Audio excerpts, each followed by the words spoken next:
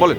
এখানে কিন্তু ব্রিজের উপর থেকে কদমতলী ব্রিজের উপর থেকে বাবুবাজার পর্যন্ত জ্যাম, ওখান থেকে লাঠিবাজার মোড় একটু জ্যাম নাই, এরপরের থেকে রায়শা বাজার পর্যন্ত পুরোটাই জ্যাম।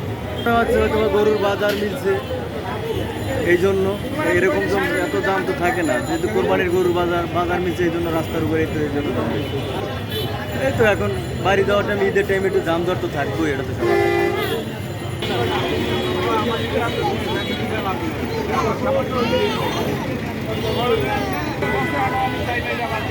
না না, এটা 80 টাকা বলছে, 80 টাকা।